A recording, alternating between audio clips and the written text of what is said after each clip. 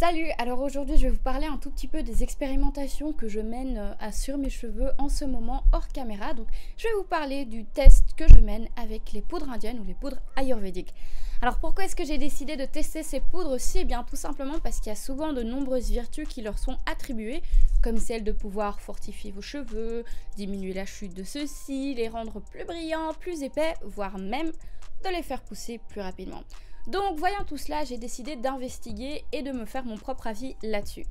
Alors au début, j'avais décidé de tester les poudres en question pendant un mois, puis parce que j'ai commencé à espacer mes lavages, je me suis rendu compte que ce serait mieux de faire ça sur une période un tout petit peu plus longue, de 3 à 4 mois environ.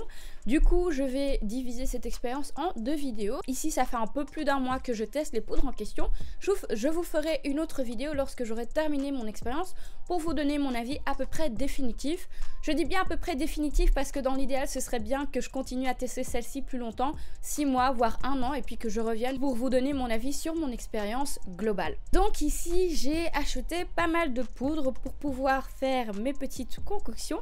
Les premières que j'ai achetées, je les ai achetées dans des magasins physiques à Bruxelles, à Matongué plus précisément. En ayant fait le tour des magasins là-bas, je me suis rendu compte que vous aviez 3 poudres ayurvédiques que vous pouviez trouver: Amla, Brahmi et Shikakai.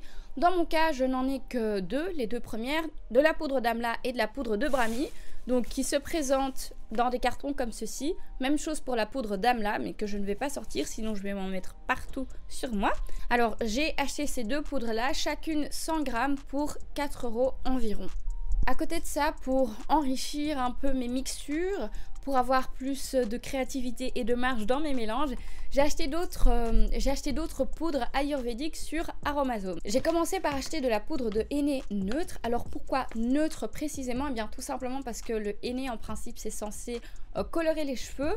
Mais dans mon cas, j'avais envie de conserver la couleur de mes cheveux normale. Et donc ici, j'ai acheté le henné neutre de 150 grammes pour la modique somme de 2,50 €. À côté de ça, j'ai également acheté de la poudre d'hibiscus, qui est la poudre qui est souvent réputée pour aider à la pousse des cheveux, en plus de les rendre plus brillants. Ici, il s'agit d'une quantité de 100 grammes, enfin au début en tout cas, pour la modique somme de 3,50 €. Et enfin, la dernière poudre sur laquelle j'ai craqué, on va dire, c'est la poudre de fenugrec, qui est aussi réputée pour aider à faire pousser les cheveux plus rapidement. Ici, il y avait une quantité de 30 grammes pour 60 cents. Donc, tout compte fait, j'ai vraiment pas payé grand chose pour les différentes poudres que j'ai décidé d'acheter. Alors comment est-ce que j'ai décidé exactement d'utiliser les poudres en question? Eh bien de 2 façons différentes. La première, c'était sous forme de masque, tout simplement parce que c'est pour moi vraiment le moment très important dans ma routine où j'ai l'occasion de vraiment soigner mes cheveux, donc le moment où ceux-ci pourraient bénéficier à fond des bienfaits de toutes ces poudres. Et puis à côté de ça, j'ai également eu l'idée de créer une sorte d'huile de pousse parce que j'avais déjà vu quelques recettes en ligne, donc à base de ces poudres-là mélangées à d'autres huiles mélangées à des huiles végétales, et je me suis dit que dans tous les cas j'avais besoin d'huile à mettre sur mes cheveux et qu'un massage du cuir chevelu de temps à autre ne me ferait pas de mal non plus. Alors oui, je sais, décors différents, tenues différentes, maquillage différent, etc. Enfin bref, j'ai décidé de refilmer cette partie de la vidéo tout simplement parce qu'après le fait, je me suis rendu compte que j'avais pas vraiment donné assez d'informations sur les poudres que je vais utiliser. Et puis pour une personne qui n'a absolument aucune idée de ce que sont les poudres ayurvédiques, de comment est-ce qu'elles fonctionnent, etc., je pense que c'était assez vague. Donc si vous savez déjà tout ce qu'il y a à savoir sur le sujet, je vous invite à passer cette partie-là. Mais si vous voulez en apprendre un tout petit peu plus sur les différentes poudres, quels sont leurs effets, etc., je vous invite à continuer à regarder. Bien évidemment, les informations que je vais vous donner ici, ce sont des informations qu'on peut trouver facilement sur internet. Je ne suis pas une experte du sujet. Maintenant, j'ai essayé de compiler tout ça dans un format qui est facilement digestible et prêt à la consommation. Donc les poudres ayurvédiques ou les poudres indiennes, comme je les ai déjà nommées ainsi dans cette vidéo, elles sont appelées ainsi tout simplement parce que ce sont des dérivés de l'Ayurveda. L'Ayurveda étant une médecine traditionnelle originaire d'Inde, mais qui est encore utilisée pas mal dans certains pays d'Asie du Sud. Maintenant, qui dit médecine traditionnelle dit pratique un peu différente de la médecine moderne et pas toujours top. Maintenant, il y a certains concepts qui sont assez intéressants, et puis si vous avez envie d'élargir un peu vos horizons, notamment spirituels, pourquoi pas, j'ai envie de dire.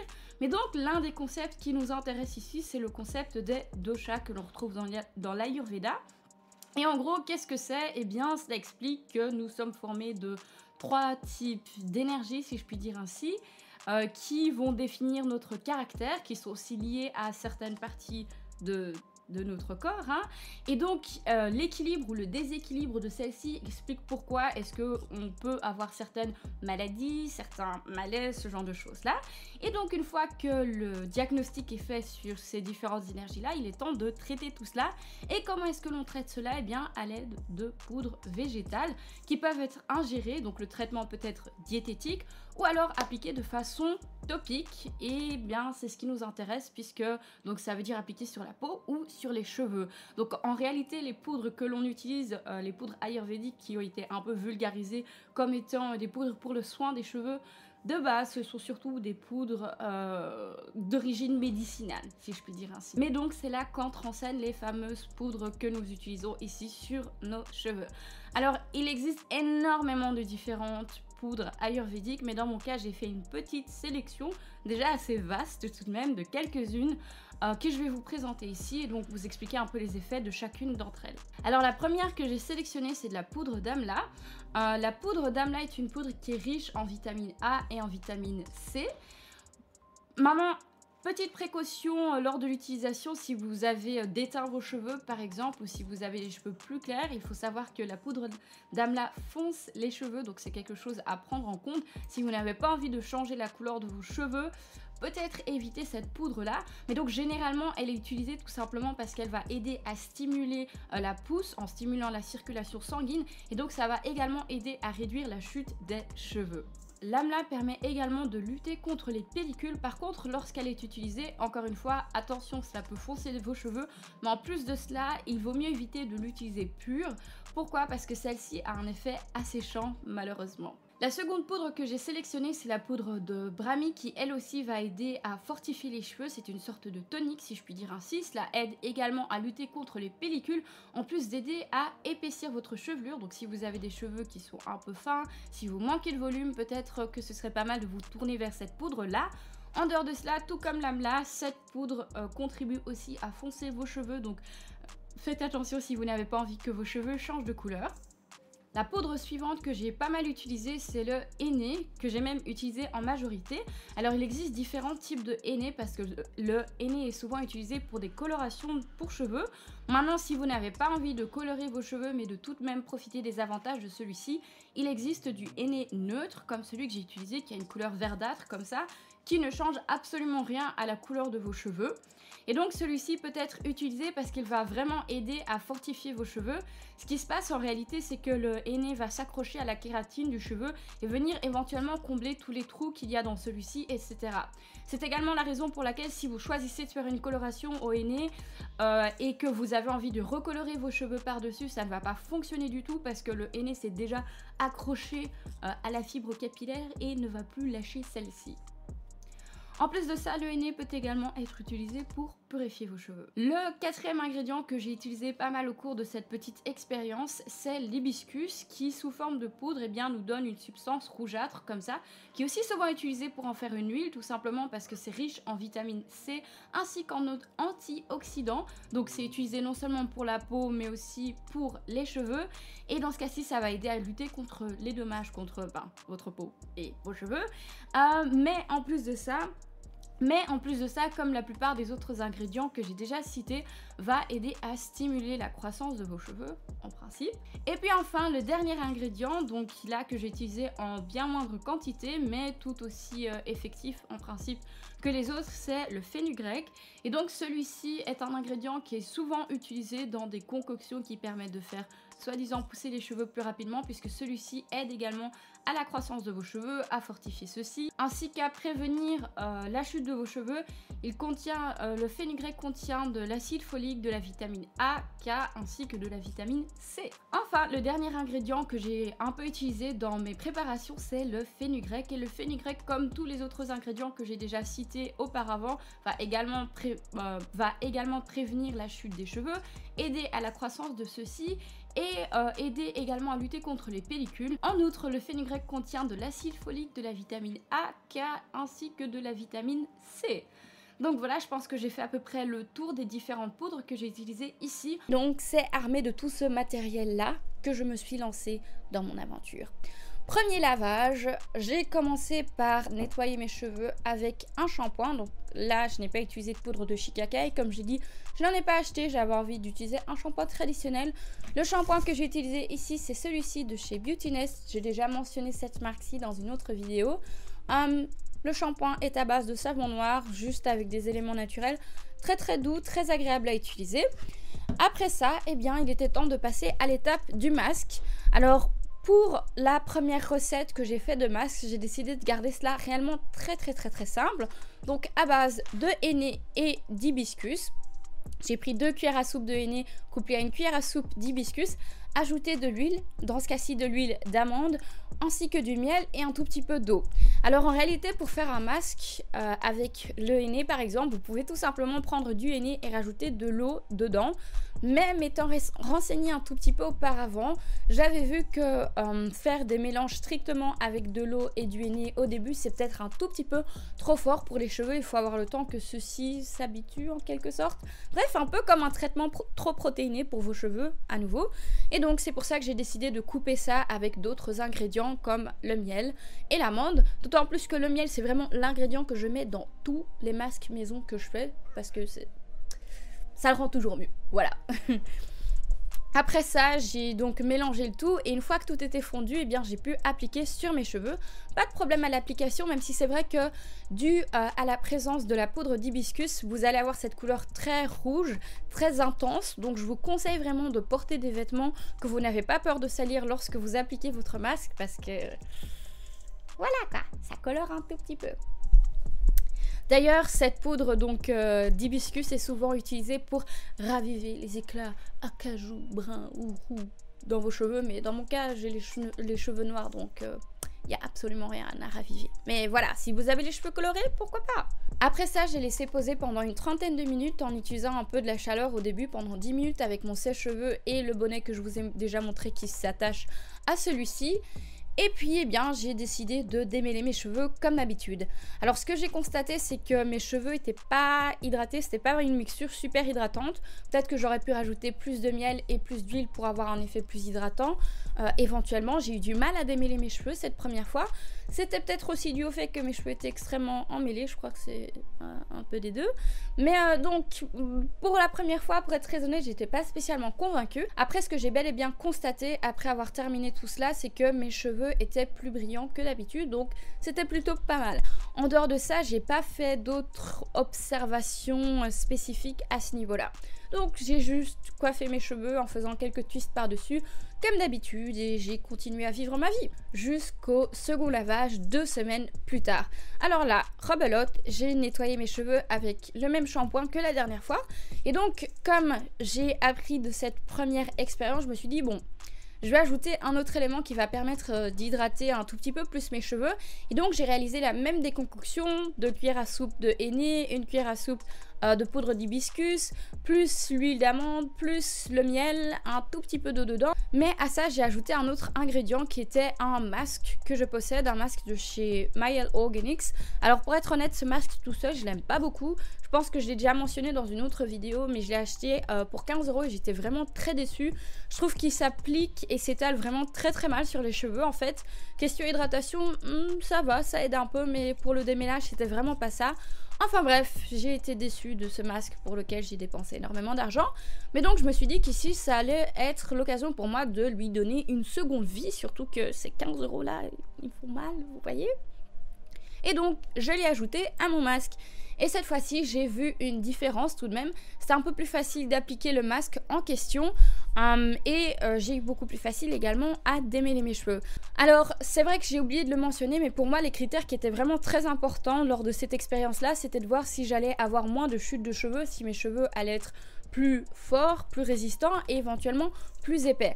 Alors c'est vrai que la pousse est un aspect qui est également important, mais je me suis dit, si j'ai moins de chutes, alors je pourrais observer plus de pousse dans mes cheveux. Donc ça, c'est un peu secondaire pour moi, on verra bien ce que ça donne. Mais donc, cheveux fortifiés, moins de chutes de cheveux, moins de casse, c'était vraiment ce que j'avais envie de voir. Donc c'est un peu ce que j'ai essayé d'observer au fil des lavages. Et je dois dire que après ce second lavage là, j'avais moins de chutes de cheveux que d'habitude. Donc c'était une bonne amélioration. C'était un mouvement dans le bon sens.